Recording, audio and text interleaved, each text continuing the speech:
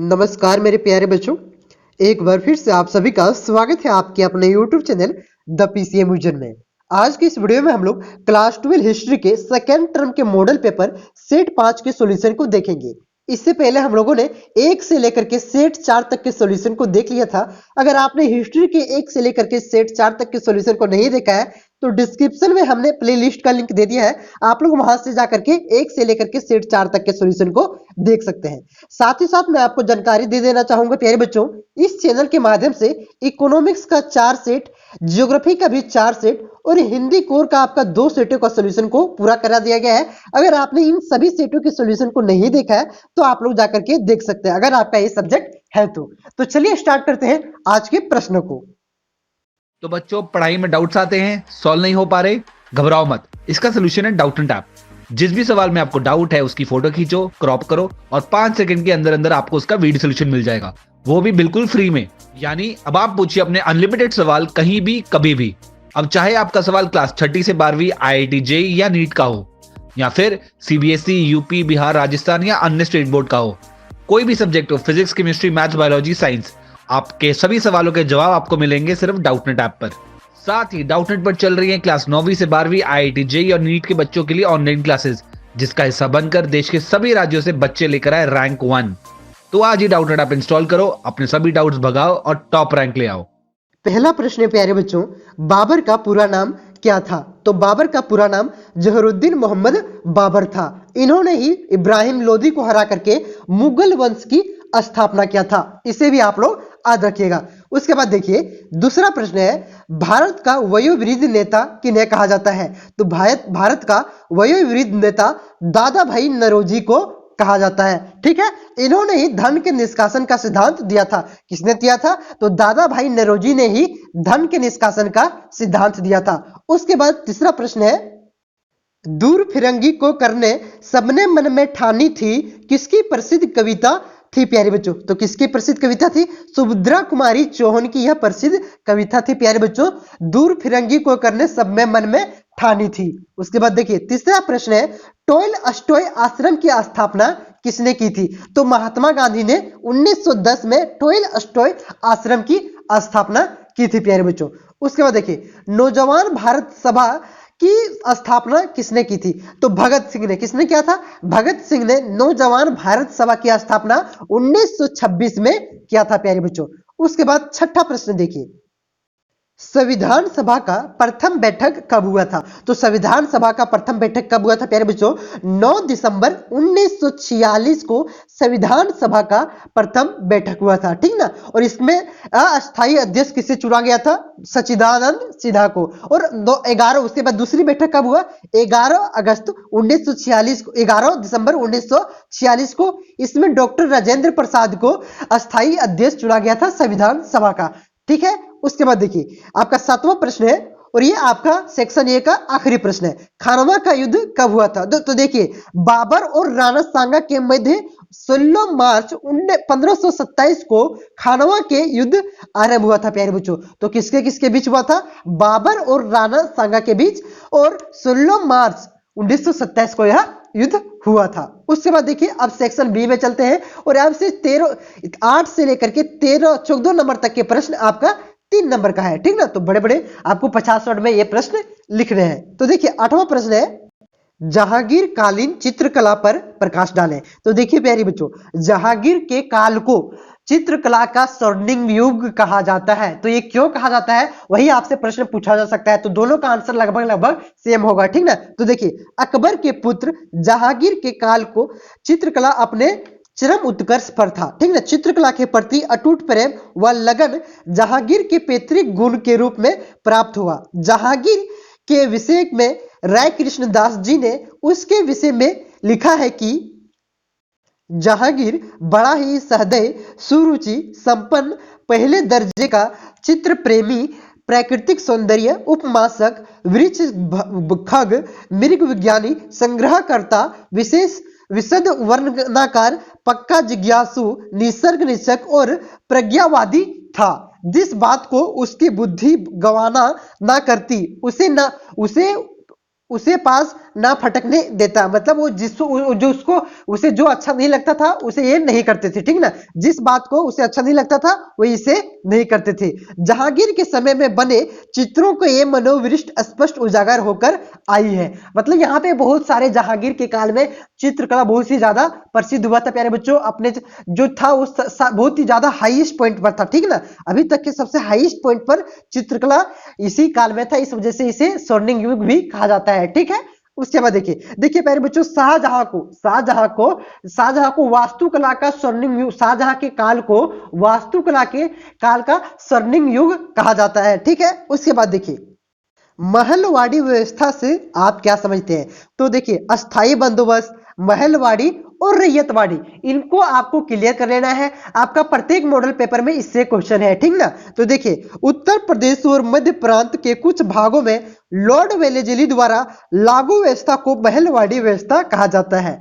महल का शाब्दिक अर्थ गांव के प्रतिनिधित्व अर्थात जमींदार या जिनके पास अधिक भूमि होती है, अर्थात जमींदारों के साथ सामूहिक रूप से लागू की गई व्यवस्था गांवों को एक महल माना जाता था। इसके राजस्व जमा करने का काम मुकदम या प्रधान, किसको दिया जाता था? मुकदम या प्रधान या किसी बड़े रैयत को दिया जाता था, ठीक ना।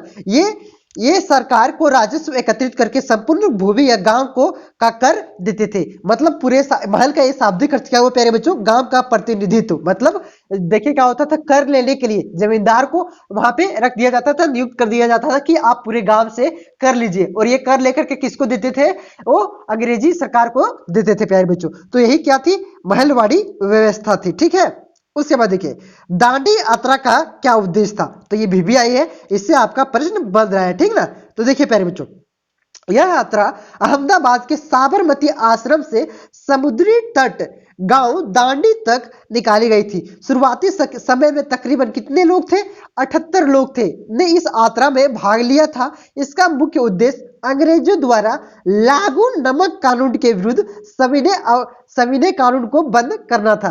दरअसल अंग्रेजी शासन ने भारतीयों को नमक बनाने का अधिकार नहीं दिया था कि कोई भी नमक नहीं बना सकते हैं, और जो हम नमक देंगे आपको उस पे वो लेना पड़ेगा, ठीक ना। कोई भी नमक नहीं बना सकते हैं। तो वहां पे ये गए समुद्र किनारे और इन्होंने नमक बना करके नमक कानून को तोड़ा था प्यारे बच्चों। दांडी यात्रा का यही उद्देश्य था। तो इसमें शुरू में कितने लोग थे? 78 लोग थे, और ये बढ़ते बढ़ते काफी लोग इसमें हो गए थे, ठीक है। उसके बाद देखिए 11 नंबर का प्रश्न है, मुस्लिम लीग द्वारा मुक्ति दिवस क्यों मनाया जाता है? तो देखिए मुस्लिम लीग ने मुक्ति दिवस 22 दिसंबर 1939 में मनाया था। मुस्लिम लीग का मूल नाम अखिल भारतीय मुस्लिम लीग था। क्या नाम था मूल नाम? तो ये प्रश्न आपसे पूछा जा सकता है कि मुस्लिम लीग का मुख्य नाम, मतलब ये मूल नाम क्या था, ठीक ना। तो इसका मूल नाम क्या था प्यारे बच्चों? अखिल भारतीय मुस्लिम लीग। यह एक राजनीतिक समूह था जिसने ब्रिटिश भारत के विभाजन 1947 कब हुआ था? 1947 में हुआ था, से निर्मित एक अलग मुस्लिम राष्ट्र के लिए आंदोलन चलाया था। तो इन्होंने कब, देखिए पाकिस्तान का मांग इन्होंने ही किया था, और पाकिस्तान का पहली बार मांग कब हुआ था? 1940 में हुआ था। कब हुआ था? 1940 में पाकिस्तान का पहली बार मांग हुआ था। और किसने किया था आपको कमेंट बॉक्स में जरूर बताना है, ठीक है ना। तो ठीक है, देखिए यहां पे और आगे है प्यारे बच्चों, एक अलग राष्ट्र के लिए आंदोलन चलाया। मुस्लिम नेताओं ने विशेषकर मोहम्मद अली जिन्ना, जिसे पाकिस्तान का राष्ट्रपिता कहा जाता है, ठीक ना, ने इस बात पर भय जताया कि वे स्वतंत्र होने पर भारत में सिर्फ हिंदुओं का वर्चस्व रहेगा। इसलिए उन्होंने मुस्लिमों के लिए अलग राष्ट्र की मांग को बार बार दोहराया, और 1947 में इसका बंटवारा हो गया। जो माउंटबेटन थे उस समय के गवर्नर, उन्होंने इस पर बंटवारा किया था प्यारे बच्चों। तो हो गया, यहाँ पे आपको इतना लिखिएगा, 3 नंबर आपको मिल जाएगा, ठीक है। उसके बाद देखिए प्यारे बच्चों, ये क्वेश्चन आपका 5 नंबर में भी आ सकता है, ठीक ना। 5 नंबर में ये आ सकता है, इसलिए मैंने यहाँ पे लंबा लिख दिया है। क्वेश्चन है, वीर कुंवर सिंह पर संक्षिप्त टिप्पणी लिखे। यहाँ पे वीर कुंवर सिंह के जीवनी के बारे में आपको यहाँ पे लिखना है प्यारे बच्चों, जिन्होंने 1857 की क्रांति में अवध से नेतृत्व किया था, यानी कि बिहार से नेतृत्व किया था, ठीक है। तो देखिए प्यारे बच्चों, इस तरह से आप लोग पॉइंट करके लिखिएगा, आपको अच्छा से नंबर मिल जाएगा, ठीक है ना। 5 नंबर का रहेगा 5 मिल जाएगा, 3 नंबर का रहेगा 3 नंबर का मिल जाएगा। आप लोग निबंध के जैसा नहीं लिखिएगा, पॉइंट के जैसा लिखिएगा। यहाँ पे देखिए मैंने पॉइंट बना दिया है 1 2 3, तो इस तरह से उसको जांचने भी आसानी होता है और पढ़ने में भी मन लगता है। और उस तरह से निबंध लिख देते हैं तो उसको पता नहीं चलता कहाँ पे इंपॉर्टेंट पॉइंट है। और आपने इंपॉर्टेंट पॉइंट को, अगर आपको कुछ नहीं आता प्यारे बच्चों, ज्यादा नहीं आता, तब निबंध के जैसा लिखिएगा, क्योंकि निबंध जैसे लिखिएगा तो 5 नंबर का है तो 3 नंबर मिल जाएगा, ठीक है ना। और आप जानते हैं अच्छी तरह से तो निबंध के जैसा नहीं लिखना है, पॉइंट बाय पॉइंट लिखना है। तो देखिए बाबू कुंवर सिंह का जन्म 1777 को बिहार के भोजपुर जिले के जगदीशपुर गांव में हुआ था। इसका पूरा नाम बाबू वीर कुंवर सिंह था प्यारे बच्चों। तो कहां पे हुआ था? बिहार के भोजपुर जिले के जगदीशपुर गांव में। दूसरा पॉइंट है, इसके पिता का नाम साहबजादा सिंह था, प्रसिद्ध शासक जो भोज के वंशजों में से एक थे। तो किसके थे? इसका पिता का नाम क्या था? बाबू साहबजाद सिंह था, ठीक है। उसके बाद देखिए 27 अप्रैल 1857 को दानापुर के सिपाहियों, भोजपुरी जवानों और अन्य साथियों के साथ आरा नगर पर वीर कुमार सिंह ने कब्जा कर लिया था। कब किया था? 27 अप्रैल 1857 को। वीर कुमार सिंह ने 1857 के महासमर के सबसे महान योद्धा थे, बल्कि वह इस संग्राम में वयोवृद्ध योद्धा भी थे प्यारे बच्चों। मतलब ये वहां पे अच्छी तरह से नेतृत्व किया था एक महान योद्धा की तरह से। उसके बाद देखिए 5वां पॉइंट इसमें, बाबू वीर कुमार सिंह के बदौलत अंग्रेजी की लाखों कोशिशों के बावजूद भोजपुर लंबे समय तक स्वतंत्र रहा था। इस पर अंग्रेजों ने कब्जा नहीं कर पाया था। कुंवर सिंह ने अपनी 80 साल की उम्र की लड़ाई लड़ी। 23 अप्रैल 1858 को जगदीशपुर के लोगों ने उनको सिंहासन पर बैठाया और राजा घोषित किया था। कब किया था?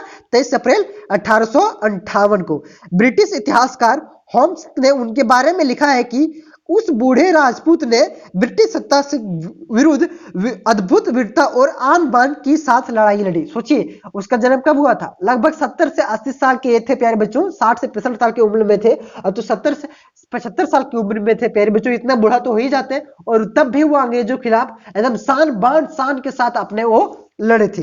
इन्होंने 23 अप्रैल 1858 को जगदीशपुर के पास अंतिम लड़ाई लड़ी। मतलब इसकी मृत्यु कब हो गई थी?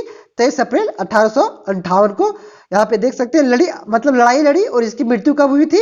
26 अप्रैल 1858 को इसकी मृत्यु हो गई, ठीक है। ये अंग्रेजों से वो लड़ाई लड़े थे, क्लियर है। उसके बाद देखिए 13 नंबर का प्रश्न है, मुगल दरबार में पांडुलिपि तैयार करने की प्रक्रिया का वर्णन करें। तो पांडुलिपि क्या था, कैसे ये तैयार होता था, इसकी प्रक्रिया थी क्या थी, इसके बारे में यहाँ पे आपको लिखना है। तो देखिए पांडुलिपि तैयार करने की एक लंबी प्रक्रिया होती है। इस प्रक्रिया में कई लोग शामिल होते थे जो अलग अलग कामों में दक्ष थे। मतलब सभी अलग अलग काम में क्षेत्र दक्ष थे प्यारे बच्चों। को देखिए कोई इंजीनियरिंग मान के चलते एग्जाम्पल दे रहे हैं, कोई इंजीनियरिंग की काम है, कोई ढोलक बनाना अच्छा से जानते हैं, अलग अलग कार्य में। जैसे कि मान के चलते कोई खेलने में, क्रिकेट खेलने में तेज है, कोई पढ़ने में तेज है। तो सारा जो सभी क्षेत्र से जो तेजती थे उसको यहाँ पे इस काम में लगाया जाता था, ठीक ना। तो सबसे पहले पांडुलिपि पन तैयार करने के लिए तैयार किया जाता था, जो कागज बनाने वाले को का काम था। तैयार किए गए पन्ने का अत्यंत सुंदर अक्षर में पाठ की नकल तैयार की जाती थी। उस समय सुलेखन अर्थात हाथ में लिखने की कला अत्यंत महत्वपूर्ण मानी जाती थी। इसका प्रयोग भिन्न भिन्न शैलियों में होता था। सरकंडे के टुकड़े को स्याही डुबोकर लिखा जाता था। इसके बाद कोष्ठागार पृष्ठों को चमकाने का काम करते थे। पहले जो लिखने की जो अच्छा से राइटिंग बैठता था उसको लाते थे, उसको जो चमकाना अच्छा तरह से जानते थे, जो तैयार करना जानते थे। यहाँ पे सारा का अलग अलग मतलब विशेषज्ञ थे प्यारे बच्चों। चित्रकार पाठ के दृश्यों को चित्रित करते थे, ठीक ना। मतलब जो मान के चलते जिसके बारे में लिखा जा रहा है, वो जो चित्रकार थे प्यारे बच्चों, उस अपने वहां पे चित्र में उसको दर्शाने का प्रयास करते थे। पहले बचपन में आप लोगों ने पढ़ा होगा कि कोई चीज अगर वहां पे लिखा गया नीचे में तो उसका फोटो ऊपर में रहता था, ठीक ना। क्या तो ऊपर में वही दर्शाया जा रहा था कि नीचे दर्शाया गया था, ताकि बच्चे जल्दी सीख पाए, वही नीचे में लिखा गया था। अंततः वे जल्द साज प्रत्येक पन्ने के इकट्ठा करके उसे अंकित आवृत देता था। तैयार पांडुलिपि को एक बहुमूल्य वस्तु, बौद्धिक संपदा का सौंदर्यीकरण के कार्य के रूप में देखा जाता था। तो यहाँ पे आप लोग किस प्रकार से तैयार किया जाता था, इसके बारे में आप लोग यहाँ पे इतना लिखिएगा, आपको 3 नंबर मिल जाएगा प्यारे बच्चों। उसके बाद देखिए आखिरी प्रश्न है सेक्शन बी का और 3 नंबर का, नेहरू रिपोर्ट पर संक्षिप्त टिप्पणी लिखे। तो देखिए पंडित मोतीलाल नेहरू, यहाँ पे जवाहरलाल नेहरू नहीं है, ठीक ना। ये कब आया था? 1928 में, ठीक ना। देखिए आप लोगों ने स्वराज पार्टी का नाम सुना होगा, तो इसका गठन किसने किया था? मोतीलाल नेहरू और चित्तरंजन दास ने किया था, ठीक ना। तो देखिए मोतीलाल नेहरू की अध्यक्षता में गठित एक समिति ने 1928 में भारत के भावी संविधान का रूपरेखा तैयार किया। उसे क्या कहा जाता है? नेहरू रिपोर्ट कहा जाता है। इसमें भारत के औपनिवेशिक स्वराज्य प्रदान करने की मांग रखी गई। इसमें इसकी अन्य महत्वपूर्ण सिफारिशें थी। केंद्र के द्विनात्मक सदात्मक व्यवस्था प्रणाली को स्थापित कराने के प्रांत में भी होगा और आपका केंद्र में भी होगा, जैसे आपका भी राज्य में है और केंद्र में, ठीक ना। प्रांतों में उत्तरदायी शासन की स्थापना, प्रीविकेंशियल की समाप्ति एवं तथा एक सर्वोच्च न्यायालय का गठन। रिपोर्ट में नागरिक अधिकार, सुरक्षा की व्यवस्था, बालिक मताधिकार, सांप्रदायिक निर्वाचन प्रणाली की समाप्ति तथा अल्पसंख्यकों के लिए जनसंख्या के आधार पर एक क्षेत्र विशेष के स्थान आरक्षित करने की व्यवस्था की गई। तो ये इसका मांग था प्यारे बच्चों, इस रिपोर्ट का मांग था। इसमें क्या क्या था संविधान को लेकर के, उसके बारे में यहाँ पे मोतीलाल नेहरू ने लिखा था, मतलब कमेटी उसकी लिखा था। उसी रिपोर्ट का क्या कहा गया? नेहरू रिपोर्ट कहा गया, ठीक है ना। कब? 1928 में। उसके बाद देखिए, मतलब 1928 में इसे पेश किया गया था। 1857 की 5 नंबर का प्रश्न है, तो बड़ा में लिखना पड़ेगा आपको। 1857 के कारणों का उल्लेख करें। तो देखिए प्यारे बच्चों, ये प्रश्न शायद आपका सेट 1 2 किसी में था, सेट 4 तक में रिपीटेड प्रश्न लग रहा है, तो ये प्रश्न आपका आ गया है और ये VBI प्रश्न है, तो इसे आप लोग जरूर लिखिएगा, आज कर लीजिएगा, ठीक ना। तो देखिए इसके निम्नलिखित कारण क्या क्या थे। देखिए 1857 की क्रांति भारतीय इतिहास का एक महत्वपूर्ण घटना था। इसमें पहली बार अंग्रेजों का मुकाबला भारतीय राजा से हुआ। इस क्रांति के निम्न कारण थे। तो पहली कारण था विदेशी शासन के प्रति घृणा। 1857 की क्रांति का मुख्य कारण लोगों में विदेशी शासन के प्रति घृणा होने लगी थी। अंग्रेजी सत्ता का विदेशी पतन लोगों को भड़काने का काम किया। अंग्रेजों द्वारा सरकारी नौकरियों में भारत के साथ भेदभाव किया जाना भी मुख्य कारण था प्यारे बच्चों। देखिए प्यारे बच्चों, क्या हुआ था? भारतीय भी सरकारी नौकरी करते थे, पुलिस की नौकरी करते थे, और जबकि अगर 100 पुलिस अंग्रेज के पास थे, उनमें से 85 पुलिस भारतीय थे, लेकिन इनको समान वेतन नहीं दिया जाता था।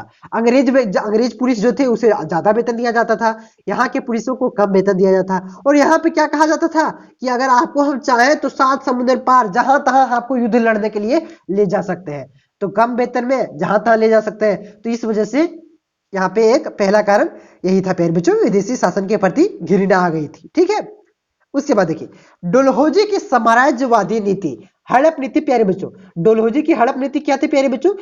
जिसका कोई उत्तराधिकारी नहीं है वो किसी को गोद नहीं ले सकता था बिना अंग्रेजी सरकार के इजाजत की, और जिसका कोई उत्तराधिकारी नहीं रहेगा तो किसी के रहेगा प्यारे बच्चों, तो क्या होगा? वो अपने आप खत्म हो जाएगा। उसको क्या करते थे? ये अपने में मिला लेते थे, उसको वहां से आगे बढ़ने ही नहीं देते थे। मतलब उसके उत्तराधिकारी को एक तरह से मार देते थे, और ये यहाँ पे कानून बना दिए थे कि कोई मिला उत्तराधिकारी अपना गोद बिना अंग्रेजी सरकार के आदेश के बिना नहीं ले सकते हैं। तो इसकी वजह से पहला राज्य को इन्होंने किसको मिलाया था प्यारे बच्चों? 17 को। 17 कहां पे है? महाराष्ट्र में। तो पहला राज्य ये था। आप लोग 1 नंबर के 2 नंबर में ये आ सकता है कि डलहौजी की हड़प नीति के तहत पहला राज्य अंग्रेजी सरकार में, अंग्रेजी सत्ता में मिलने वाला पहला राज्य कौन था? तो 17 था, ठीक है ना। तो यही एक कारण था प्यारे बच्चों, डलहौजी हड़प नीति। कुप्रशासन का आरोप, दत्तक पुत्र के नियम को बदलाव के कारण 17 नागपुर, झांसी, अवध आदि अंग्रेजी साम्राज्य का विलय कर लिया गया। इससे यहाँ के स्थानीय शासक और जनता अंग्रेजों के खिलाफ क्रांति की शुरुआत की। एक कारण ये था, इस वजह से विद्रोह हुआ था प्यारे बच्चों। तीसरा है भारत का आर्थिक शोषण है। तो भारतीयों का आर्थिक शोषण, कम पैसा देकर के ज्यादा खटाना, आर्थिक रूप से शोषित किया जाता था, ठीक ना। तो देखिए 1857 की क्रांति का एक मुख्य कारण था भारतीयों का आर्थिक शोषण। सैनिक अधिकारियों का वेतन, सस्ते कच्चे माल को ब्रिटेन भेजने, भारत में उद्योग का विनाश करके अंग्रेजों ने भारत के दिन ब दिन आर्थिक शोषण किया। मतलब बोले पहले भी आपको एग्जांपल दिया कि यहीं के लोग को खटाते थे और कम वेतन देते थे, और यहाँ से क्या करते थे? कच्चे माल ले जाते थे। यहाँ पे फैक्ट्री नहीं लगाते थे, आप लोग सोच सकते हैं, फैक्ट्री यहाँ पे नहीं लगाते थे। यहाँ कच्चे माल खरीद के अंग्रेजों ने क्या किया? ब्रिटेन में फैक्ट्री लगाया और वहां पे जाकर के सामान बेचते थे। तो आप बोलेंगे सर इससे हमारा क्या हानि हुआ? माल तो खरीदते थे ना यहाँ पे। अरे माल जबरदस्ती उगवाते थे बच्चों, और साथ ही साथ यहाँ पे अगर फैक्ट्री लगेगा तो रोजगार तो मिलता है हम लोगों को, और या भी यहाँ पे फैक्ट्री लगता तो कितने अभी तक हमारा देश इतना पीछे रहता क्या? नहीं रहता। हाँ, बहुत ही आगे चला जाता। जहां पे उद्योग ज्यादा है प्यारे बच्चों, वहां पे रोजगार मिलेगा, रोजगार मिलेगा तो एक्सपोर्ट इंपोर्ट का भी टैक्स मिलेगा प्यारे बच्चों। टैक्स मिलता तो भी आर्थिक स्थिति बेहतर होती। इस वजह से यह आर्थिक शोषण एक तरह से अंग्रेजों की ओर से किया जाता था। 1857 की मुख्य कारण ये भी था। चौथा पॉइंट देखिए, ईसाई मिशनरियों की भूमिका। भारतीयों को ईसाई मिशनरियों द्वारा ईसाई बनाने की गतिविधि चल रही थी। उनके इशारे पर ही इस शिक्षा में अंग्रेजी को प्राथमिकता दी गई।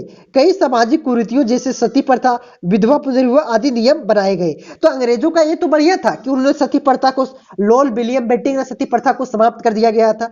विधवा पुनर्विवाह को ला दिया था प्यारे बच्चों की विधवा लोग भी अब फिर से विवाह कर सकते हैं, ठीक ना। ये तो बढ़िया था, ठीक ना। सती प्रथा में क्या होता था, जो जिसका पति अगर मर गया है तो उसको क्या किया जाता था, उसी चिता में जला दिया जाता था कि पति मर गया तो हम क्या करेंगे। तो ये तो बढ़िया क्या था, राजा राम मोहन राय ने विलियम बेंटिक के साथ मिलकर के ये अच्छा क्या था। लेकिन उन्होंने क्या किया था प्यारे बच्चों, जो हमारा धर्म है, यहाँ पे हिंदू धर्म है, उसको ईसाई तो मुस्लिम धर्म है, उसको ईसाई धर्म में परिवर्तित करने लगा। अपनी संस्कृति को जबरन हम लोगों के ऊपर थोपने लगा।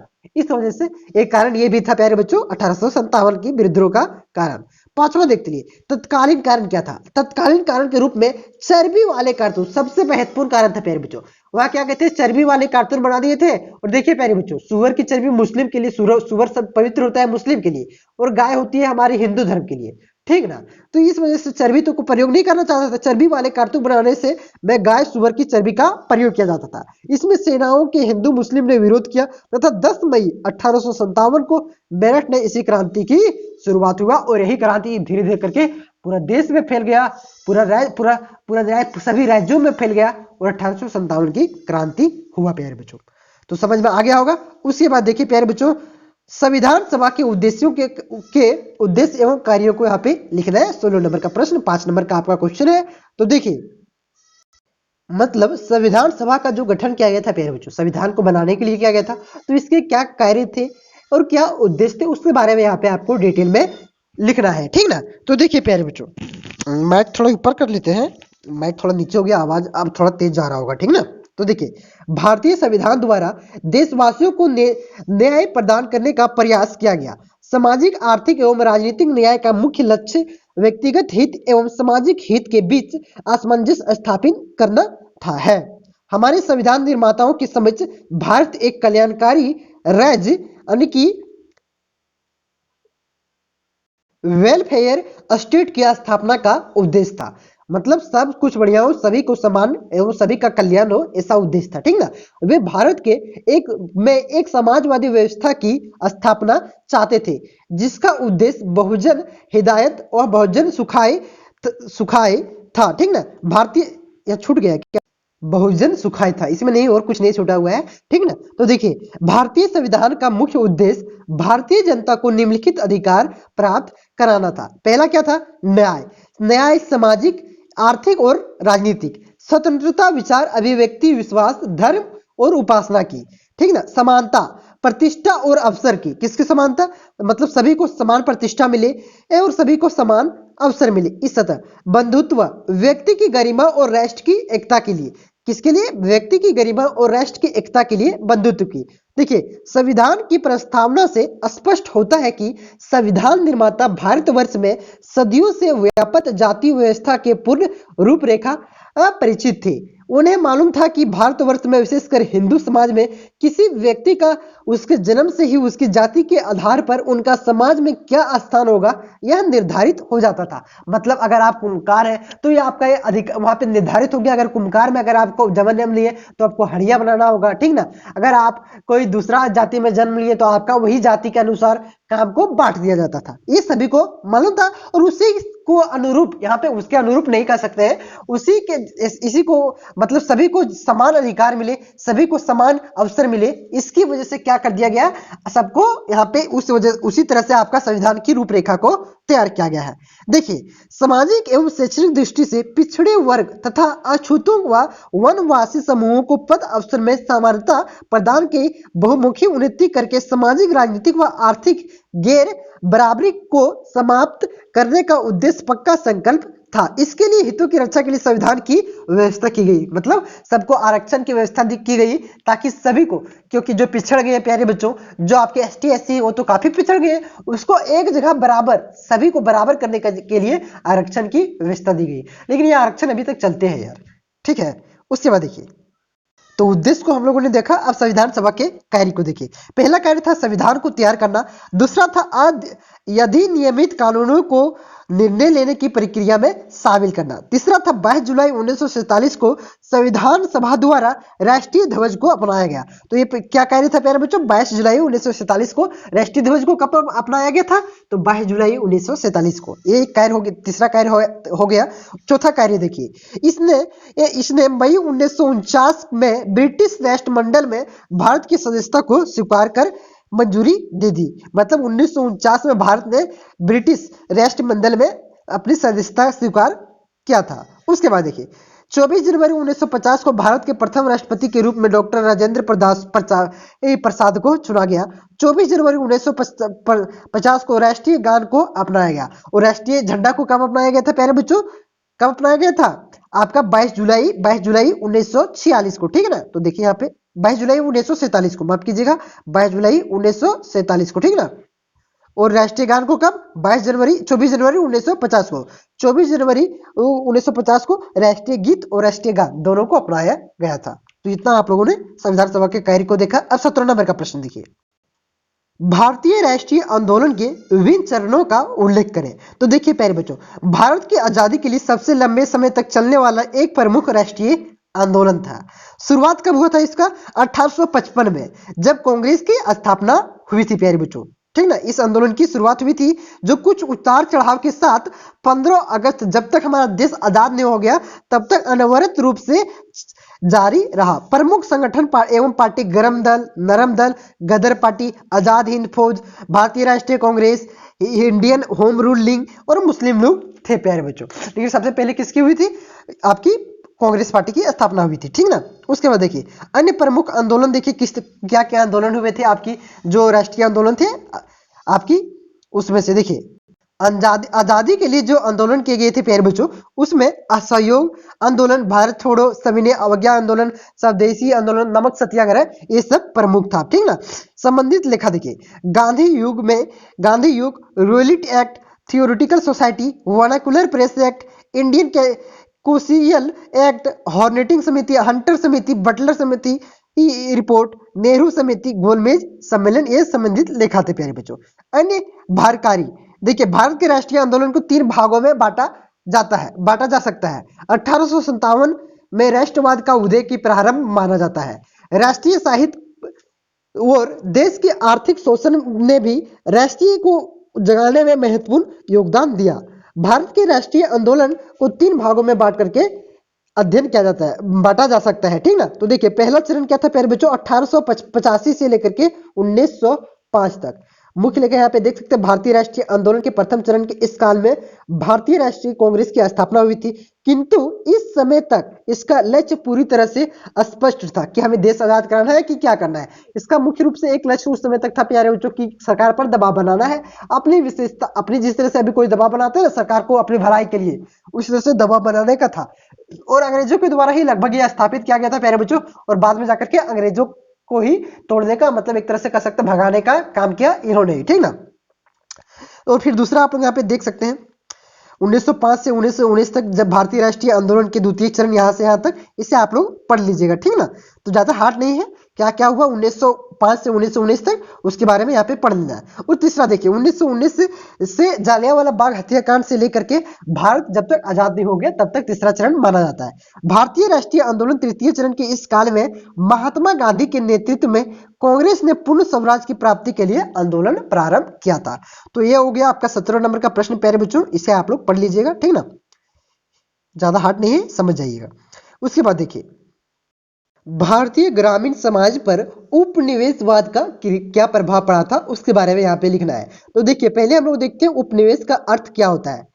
उपनिवेश का अर्थ किसी समृद्ध एवं शक्तिशाली राष्ट्र द्वारा अपने विभिन्न हितों को साधने के लिए किसी निर्बल किंतु प्राकृतिक संसाधनों से परिपूर्ण राष्ट्र की विभिन्न संसाधनों का शक्ति के बल पर उपभोग करना उपनिवेशवाद कहलाता है। इसका मतलब ये हुआ प्यारे बच्चों, कोई राष्ट्र जो पूरी तरह से आपका क्या है, शक्तिशाली है और समृद्ध है, जिसे आपका ब्रिटेन हो गया प्यारे बच्चों, अंग्रेजी थी, ठीक ना। और कोई राष्ट्र जो क्या है प्यारे, निर्बल है, किंतु वह प्राकृतिक रूप से उसके पास प्राकृतिक संसाधन बहुत ही ज्यादा है। जैसे क्या है, भारत के पास आपका पहले क्या कहा जाता था, सोने की चिड़िया भारत को कहा जाता था ना। तो इसके पास क्या थी, सोने, अभी भी कोयला, सोना, आपका लोहा बहुत ही ज्यादा भारत में पाया जाता है, ठीक ना। तो जो उस संसाधन का उपभोग जो करते थे प्यारे बच्चों, आपके जो जो शक्तिशाली राष्ट्र है, तो इसी को क्या कहेंगे, शक्ति के बल पर जो उपभोग करते थे, उसी को क्या कहेंगे, उपनिवेशवाद कहा जाता है। तो देखिए इसके प्रभाव क्या थे ग्रामीण क्षेत्रों में। उपनिवेशवाद के प्रभाव के कारण भारत में आधुनिक विचारों को जाने उपनिवेशवाद की एक स्थिति, विरोधाभास की स्थिति थी। इस दौर में भारत ने पश्चात उदारवाद तथा स्वतंत्रता को आधुनिक रूप में जाना। इन पश्चिमी विचारों के विपरीत भारतीयों के वितरानी उपनिवेशवादी शासन के अंतर्गत स्वतंत्रता तथा उदारवाद का अभाव था प्यारे बच्चों। उसके बाद दूसरा देखिए, ब्रिटिश नीतियों का सबसे बड़ा प्रभाव भारत में से धन निकासी था। मतलब यहाँ क्या करते थे, यहाँ से सारा धन जो टैक्स उठ लेते सारा ब्रिटेन ले जाते थे, यहाँ पे खर्च नहीं करते थे, खर्च कम करते थे, ज्यादा ब्रिटेन ले जाते थे, ठीक है ना। तो कोई संदेह नहीं है कि मुख्य रूप से एक ग्रामीण अर्थव्यवस्था थी। भारतीय अर्थव्यवस्था एक क्या थी, एक ग्रामीण अर्थव्यवस्था, ठीक ठीक ना। लेकिन भारतीय कारीगरों ने भारतीय यूरोपीय खरीदारों की मांग को पूरा करने के लिए थोक माल का उत्पादन किया। कई शहरों में व्यापार के केंद्र के रूप में विकसित हुआ। मतलब पहले भी आपको मैंने बताया कि क्या हुआ, यहाँ पे कच्चे माल उन लोग खरीदते थे, तो वहां जाकर के इसका उत्पादन मतलब निर्माण करते थे, जो निर्माण करने का रहता था फैक्ट्रियों में। यहाँ पे फैक्ट्री उन लोग नहीं लगाते थे, तो इस वजह से यहाँ सिर्फ मंडी के रूप में विकसित हुआ। जैसे आपका सूरत हो गया, कपड़े का मिल लगाए गए, लेकिन उतना विकसित नहीं हुआ था ब्रिटेन की तुलना में, लंदन की तुलना में। तो यही दो आपके प्रभाव थे प्यारे बच्चों। 19 नंबर का प्रश्न देखिए, भारतीय स्वतंत्रता अधिनियम 1947 के प्रावधानों का उल्लेख करें। तो देखिए प्यारे बच्चों, भारतीय स्वतंत्रता अधिनियम 1947 को कब आया था, माउंटबेटन योजना को 18 जुलाई को ब्रिटिश सम्राट ने विधिवत रूप से स्वीकृति दी। मतलब वहां के जो भारत को आजाद करना है, किस प्रकार से आजाद करेंगे, क्या उसकी सत्ता होगी, उसके बारे में क्या हुआ था प्यारे बच्चों, जो अधिनियम 1947 में आया था, उसकी स्वीकृति कब दिया गया था, 1947 में वहां के शाही परिवार के द्वारा दिया गया था। वहां पे अभी भी राजा रानी का सिस्टम है प्यारे बच्चों, लेकिन वहां पे शासन नहीं करते, सरकार चुनते हैं। जिस प्रकार से हमारा यहाँ पे राष्ट्रपति ना, राष्ट्रपति का कुछ ज्यादा तो महत्व है या नहीं, महत्व है, फिर भी उतना महत्व नहीं है, वो कोई खास निर्णय नहीं ले पाते हैं। ठीक उसी प्रकार से वहां पे रानियों का वहां पे वर्चस्व है, ठीक ना। तो देखिए इस अधिनियम में कुल 20 धाराएं थी, इनमें से कुछ प्रमुख धाराओं को नीचे बतलाया गया है। तो देखिए पहला धारा क्या था, 15 अगस्त 1947 को भारत और पाकिस्तान नामक दो हिस्सों बना दिए जाएंगे, और मतलब भारत और पाकिस्तान का बंटवारा किया जाएगा। ब्रिटिश सरकार उन्हें सत्ता सौंप देगी। मतलब जो ब्रिटिश के हाथ में सत्ता थी, और भारतीयों और पाकिस्तानियों के हाथ में, उन दोनों राष्ट्रों के हाथ में सौंप देगी। दोनों अधिराज्यों का वर्णन किया गया और यह बतलाया गया कि बंगाल और पंजाब की विभाजन रेखा निश्चित करने के लिए एक सीमा आयोग बनाया गया। कि बंगाल बंटवारा किसका हुआ था, देखिए आधा पंजाब आपका उधर है, पाकिस्तान तरफ पंजाब ही थे, ठीक ना। और बंगाल आप लोगों ने देखा होगा, जो यहाँ पे बांग्लादेश है प्यारे बच्चों, इस तरह से भारत का मैप मैं बना देता हूँ। यहाँ पे जो आप लोग देख रहे हैं, तो पंजाब कहाँ पे है आपका, इधर ये है पंजाब प्यारे बच्चों, यहाँ पे तो ये पंजाब पूरा था प्यारे बच्चों, आधा पंजाब आपका जो है वो पाकिस्तान गया है, और ये बंगाल का बंटवारा हुआ था। ये बंगाल आप लोग यहाँ पे जो बांग्लादेश देखते हैं, 1971 में भारत ने इसको आजाद करवाया था। ये आपका यहाँ पाकिस्तान से इस पर राज किया जाता था, ठीक ना। तो इसमें क्योंकि यहाँ पे मुस्लिम बहुल इलाका था, और यहाँ पे भी मुस्लिम बहुल इलाका कुछ था, ठीक ना। पंजाबी ही थे, लेकिन फिर भी यहाँ पे क्या हुआ, पाकिस्तान इसका बंटवारा किया, और यहाँ पे मुस्लिम बहुल इलाका था। इस वजह से यहाँ पे जो पूर्वी बंगाल, इसको क्या कहा जाता था, इसको पूर्वी पाकिस्तान कहा जाता था, बांग्लादेश को। तो 1971 में आजाद हुआ था प्यारे बच्चों, वही यहाँ पे ये सीमा आयोग ने ही इसकी कह सकते हैं विभाजन किया था, सीमा बनाया था कि यहाँ पाकिस्तान, यहाँ पे वो इतना दूर आपका भारत होगा। कहा जाता है कि उन्होंने आके देखा नहीं है, सिर्फ जो आपका मानचित्र था प्यारे बच्चों, जो आपका अखंड भारत था, ये मानचित्र में कहा दिया कि यहाँ तक पाकिस्तान रहेगा, यहाँ तक भारत रहेगा। ऐसा भी हुआ था कि जो घर था, बहुत सारे घर बीच में आ गए थे, आधा पाकिस्तान आधा भारत में। तो सोचो यार कितना परेशानी हुई होगी। आधा एक भाई का पाकिस्तान में चल गया, एक भाई आपका हिंदुस्तान में रह गया। काफी दिक्कतें हुई थी इस तरह से बनाने में, ठीक ना। मतलब बनाने में दिक्कत नहीं हुई थी, वहां जो बंटवारा के बाद लोगों को काफी दिक्कतों का सामना करना पड़ा था। देखिए, दोनों अधिराज्यों के संविधान सभाओं के शासन की सत्ता सौंपी जाएगी। इन्हें अपना संविधान बनाने का पूर्ण अधिकार है, ये उसमें लिखा हुआ था प्यारे बच्चों। इन दोनों अधिराज्यों को अधिकार होगा कि वो ब्रिटिश राष्ट्रमंडल की सदस्यता रहे या उसे त्याग दे। देखिए, राष्ट्रमंडल खेल होता है, तो उसमें राष्ट्रमंडल के जितने भी सदस्य होते हैं प्यारे बच्चों, वही हिस्सा लेते हैं। तो जो अपना वहां लिखा नहीं गया था कि आप जबरदस्ती रहेंगे या नहीं रह भी सकते हैं, तो इसमें राष्ट्रमंडल, ब्रिटिश राष्ट्रमंडल जो था, इसमें वही देश का सदस्य प्यारे बच्चों जिस पर कभी न कभी ब्रिटेन ने अपना क्या क्या था, गुलाम बनाया था, ठीक ना। तो देखिए इसमें और आगे है, इन हिस्सों के विधानमंडल को कानूनी बनाने का अधिकार होगा, मतलब अपना कानून बना सकते हैं। 15 अगस्त 1947 के बाद ब्रिटिश सरकार इन पर कोई अधिकार ना होगा और ना ही इस पर कोई कानून लागू होगा। मतलब अब ब्रिटेन इस पर कोई कानून नहीं बना सकते, मतलब आजाद करने आप पूरी तरह से ये अपना जो करे मन करे कर सकते हैं। भारत मंत्री का पद समाप्त कर दिया गया। भारत का मंत्री का पद समाप्त कर दिया गया। जब भारत तक दोनों संविधानों का निर्माण हो, तब तक दोनों हिस्सों और प्रांतों का शासन 1935 के शासन अधिनियम के अनुसार चलेगा। देखिए 1935 में एक शासन अधिनियम आया था प्यारे बच्चों, हमारा संविधान का अधिकतर भाग वहीं से लिया गया है, ठीक ना। तो उसी के अनुसार जब तक इस दोनों देश अपना संविधान निर्माण ना कर ले, तब तक क्या होगा, उसी के कानून के अनुसार, उसी संविधान के, उसी अधिनियम के साथ देश चलेगा। और 9वां है आपका प्यारे बच्चों, जब एक नए विधान के अनुसार चुनाव होंगे, वर्तमान प्रांतीय विधानमंडल कार्य करेंगे। तो ये था आपका प्यारे बच्चों 10वां यहाँ पे लिख दिए हैं, इसे पढ़ लीजिए। 11वां भी आप लोग पढ़ लीजिए, ज्यादा समझने में हार्ड वाली बात नहीं है। तो आपका सेट 5 पूरा हो चुका है। अब आपका 1 से 2 दिनों में टर्म 1 का रिवीजन क्लास स्टार्ट करेंगे प्यारे बच्चों। डेली शाम 7 बजे लगभग होगा आपका रिवीजन, बता देंगे आपको कब होगा, ठीक है ना। तो टर्म 1 का रिवीजन करेंगे, क्योंकि आपका 40 ऑब्जेक्टिव क्वेश्चन है और बहुत ही ज्यादा महत्वपूर्ण हो जाता है। तो आप चैनल पे नए हैं तो चैनल को सब्सक्राइब कर लीजिए। 1-2 दिन में इसका पीडीएफ मिल जाएगा, ठीक ना। 1 से 2 दिन में पीडीएफ मिल जाएगा टेलीग्राम ग्रुप में। तो चैनल पे नए हैं तो चैनल को सब्सक्राइब कीजिए। वीडियो अच्छा लगा तो वीडियो को लाइक करके दोस्तों में शेयर जरूर करिएगा। मिलते हैं नेक्स्ट वीडियो में, धन्यवाद।